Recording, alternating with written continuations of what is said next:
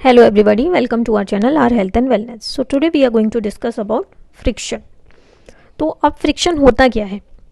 ऐसी फोर्स जो सरफेसेस के बीच में एक्ट करती है, जो आपस में कांटेक्ट में होते हैं, लेकिन एक बॉडी के मोशन को अपोज करती है ओवर द अदर, इसको हम फोर्स ऑफ फ्रिक्शन कहते हैं.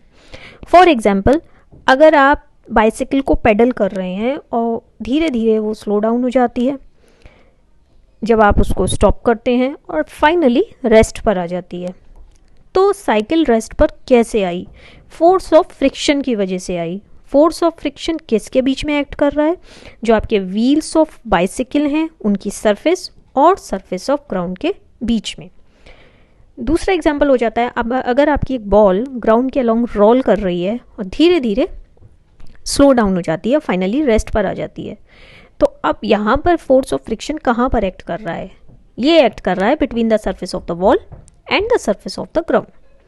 सरफेस ऑफ द ग्राउंड जो है वो आपके मोशन ऑफ द बॉल को अपोज कर रहा है, जिसकी वजह से मूविंग बॉल धीरे धीरे रेस्ट पर आ जाती है.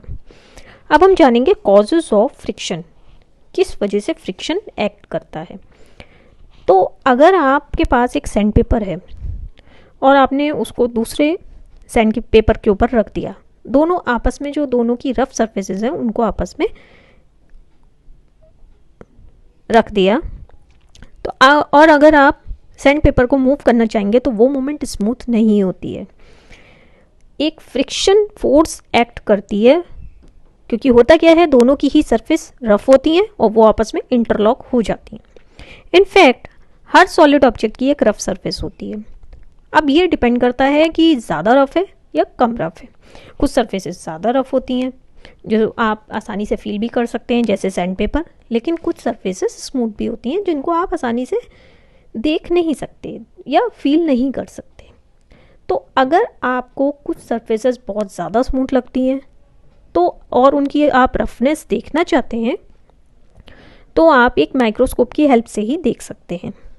जब आप माइक्रोस्कोप के थ्रू एक रफनेस ऑफ द सरफेस को देखते हैं तो आप देखेंगे ऐसा लगता है जैसे छोटे छोटे पहाड़ हैं, छोटे छोटे गड्ढे हैं, एक तरफ पहाड़ है एक तरफ खाई है.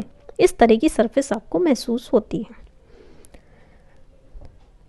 अब एक एग्जांपल ले लेते हैं वुडन ब्लॉक का. अगर आपके पास एक वुडन ब्लॉक है और एक वुडन टेबल है और आपस में उनको पुल करते हो, तो ये जो टाइनी हिल्स और वैलीज होती हैं, जो छोटे छोटे पहाड़ और गड्ढे होते हैं, ये आपस में कांटेक्ट में आते हैं और एक दूसरे के बीच में इंटेंगल हो जाते हैं. तो ये जो इंटरलॉकिंग होती है दोनों सरफेसेस की, ये आपके मोशन ऑफ बॉडी को अपोज करती है और इसी वजह से फ्रिक्शनल फोर्स अराइज होती है. तो अब हम जानेंगे कि आप फ्रिक्शन को मेजर कैसे कर सकते हैं. एक डिवाइस होता है स्प्रिंग बैलेंस. इसको हम यूज़ करते हैं फोर्स मेजर करने के लिए जो किसी भी ऑब्जेक्ट पर एक्ट कर रही है. स्प्रिंग बैलेंस में क्या होता है, एक स्प्रिंग होता है जो कि एक मेटल केस के अंदर इनक्लोज्ड होता है. वो स्प्रिंग बैलेंस जो है आपके, उसकी वर्किंग इस प्रिंसिपल पे बेस्ड है कि आप जब फोर्स अप्लाई करेंगे तो वो स्प्रिंग स्ट्रेच होगा. किस हद तक स्ट्रेच होगा ये डिपेंड करेगा आप कितनी फोर्स अप्लाई कर रहे हैं. तो ये जो स्ट्रेचिंग ऑफ स्प्रिंग है ये इंडिकेटेड करा जाता है बाय द पॉइंटर, और जो रीडिंग कॉरेस्पॉन्ड करती है to the pointer on the scale वो बताती है मैग्नीट्यूड ऑफ फोर्स. तो अब हम जानेंगे टाइप्स ऑफ फ्रिक्शन के बारे में. कितने टाइप्स के फ्रिक्शन होते हैं? तो पहला आ जाता है आपका स्टैटिक फ्रिक्शन. स्टैटिक फ्रिक्शन जो होता है वो तब रोल पे आता है जब आप एक बॉडी को दूसरी बॉडी के सरफेस पर रख देते हैं लेकिन मोशन स्टार्ट नहीं होता है, तब आप उसको स्टैटिक फ्रिक्शन के अंडर क्लासिफाई कर सकते हैं. स्टैटिक फ्रिक्शन जो होता है वो मोशन को प्रिवेंट करता है और दो बॉडीज को आपस में स्लाइड होने नहीं देता है. नेक्स्ट आता है आपका लिमिटिंग फ्रिक्शन. तो जो मैक्सिमम वैल्यू होती है स्टैटिक फ्रिक्शन की, उसको हम लिमिटिंग फ्रिक्शन कहते हैं. लिमिटिंग फ्रिक्शन क्या होता है? लिमिटिंग फ्रिक्शन एक मैक्सिमम अपोजिंग फोर्स है जो अपने रोल दिखाती है जब एक बॉडी दूसरी बॉडी के सरफेस पर बस मूव होने ही वाली होती है, तब आता है आपका लिमिटिंग फ्रिक्शन। नेक्स्ट आता है आपका काइनेटिक फ्रिक्शन। अब काइनेटिक फ्रिक्शन क्या होता है? जब आप अप्लाइड फोर्स को लिमिटिंग फ्रिक्शन से थोड़ा सा ज़्यादा बढ़ा देते हैं तो हम देखेंगे जो बॉक्स है वो धीरे धीरे स्लाइड करना शुरू कर देता है। तो इसका मतलब ये नहीं है कि फ्रिक्शन बिल्कुल ही चला गया है। जैसे जैसे स्लाइडिंग बढ़ती है तो हम देखेंगे फ्रिक्शनल फोर्स थोड़ी कम हो जाती है। मतलब पहले बॉडी आपकी स्टैटिक फ्रिक्शन में रहेगी, फिर वो थोड़ा सा लिमिटिंग फ्रिक्शन में आएगी, और जब मूव होना स्टार्ट हो जाती है तो वो काइनेटिक फ्रिक्शन में आती है। तो जो न्यू फ्रिक्शनल फोर्स हमने देखी दैट इज काइनेटिक फ्रिक्शन। ये वो फोर्स है जो दो बॉडीज पर एक्ट करती है जब वो एक दूसरे के ऊपर मूव करते हैं।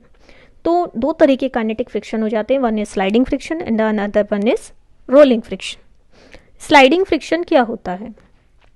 तो जो ऑपोजिंग फोर्स जो एक्शन में आती है जब एक बॉडी दूसरी बॉडी के सरफेस पे स्लाइड हो रही होती है, तब उसको हम स्लाइडिंग फ्रिक्शन कहेंगे। फॉर एग्जाम्पल, अगर आप एक लकड़ी का लॉग मूव करते हैं फ्लैट सरफेस पर तो वो स्लाइड करेगा, तो जो ऑपोजिंग फोर्स होगी that is sliding friction. Next आता है रोलिंग फ्रिक्शन। रोलिंग फ्रिक्शन तब एक्शन में आता है जब एक बॉडी दूसरे बॉडी के सरफेस पे एक्चुअली रोल कर रही होती है, उसको हम रोलिंग फ्रिक्शन कहते हैं। फॉर एग्जाम्पल, अगर आप एक व्हील को या फिर लॉग ऑफ वुड को रोल करते हैं ओवर अ फ्लैट सरफेस, तो जो ऑपोजिंग फोर्स होगी that is rolling friction. So that's all for the day. Thank you so much.